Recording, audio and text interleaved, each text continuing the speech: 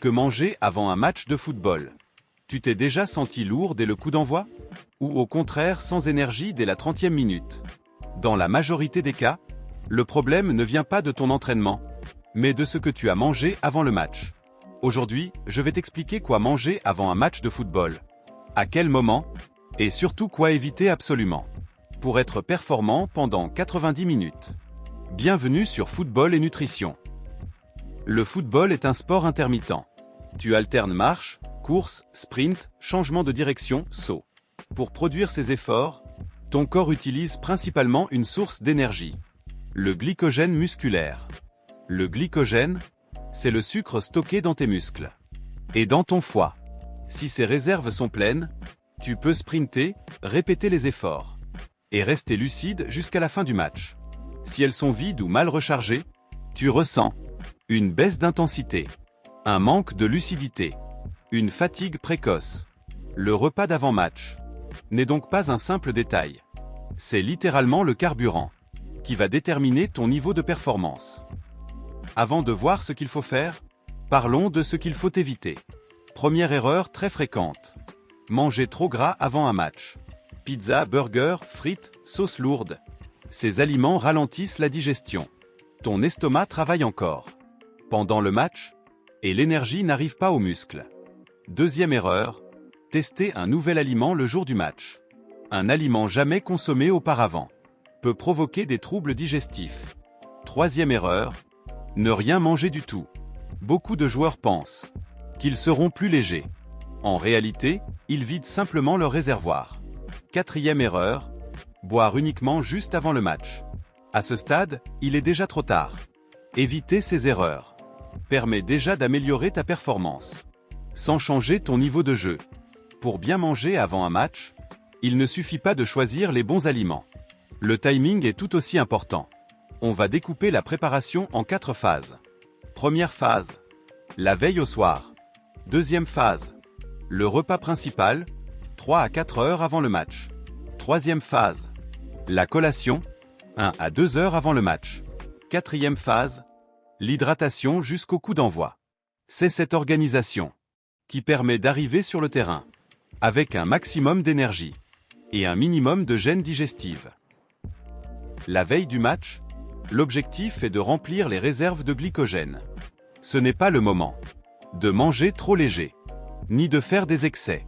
Un dîner idéal la veille du match comprend une source de glucides, une source de protéines, peu de graisse, par exemple riz ou pâtes, poulet ou poisson, légumes cuits. Ce repas prépare ton corps à stocker l'énergie que tu utiliseras le lendemain.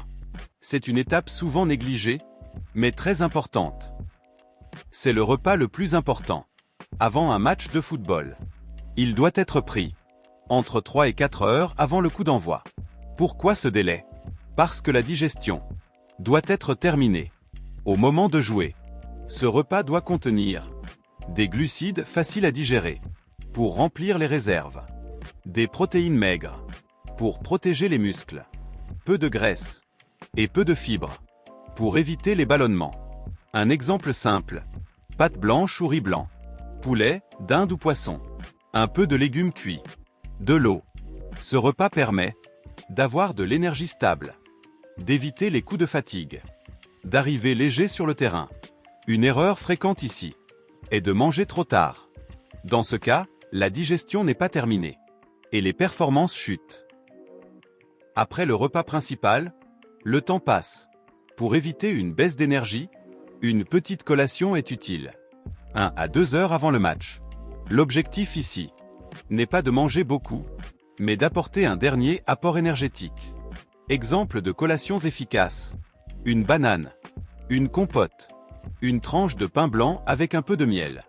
Ces aliments sont rapides à digérer, faciles à assimiler, efficaces pour l'énergie immédiate. Ils permettent d'aborder l'échauffement avec un bon niveau d'énergie, sans lourdeur. Si ce que tu apprends ici t'aide déjà, alors j'ai quelque chose pour toi. J'ai préparé un guide gratuit nutrition et récupération, spécialement conçu pour les footballeurs amateurs. À l'intérieur, tu trouveras des exemples de repas, des timings précis et des conseils pratiques. pour progresser dès cette semaine. Le lien est dans la description. Tu peux le télécharger gratuitement. Et si tu veux recevoir chaque semaine des conseils simples et efficaces pour améliorer ta performance, pense à t'abonner à la chaîne. C'est gratuit et ça m'aide énormément à développer football et nutrition. On continue. L'hydratation commence bien avant le coup d'envoi. L'idéal est de boire régulièrement, tout au long de la journée. Avant le match, quelques gorgées toutes les 15 à 20 minutes. Évitez de boire de grandes quantités d'un coup. L'objectif est simple. Arriver hydraté, sans sensation de lourdeur. Lors des fortes chaleurs, ajoutez une pincée de sel ou une boisson légèrement salée. Peut aider à maintenir l'équilibre hydrique. Ne pas attendre d'avoir soif. La soif est déjà un signal de déshydratation. Récapitulons. La veille du match, tu remplis les réserves. 3 à 4 heures avant. Un repas simple, digeste et énergétique. 1 à 2 heures avant. Une collation légère. Hydratation régulière. Jusqu'au coup d'envoi. Ce plan te permet d'arriver sur le terrain avec de l'énergie, de la lucidité et sans gêne digestive.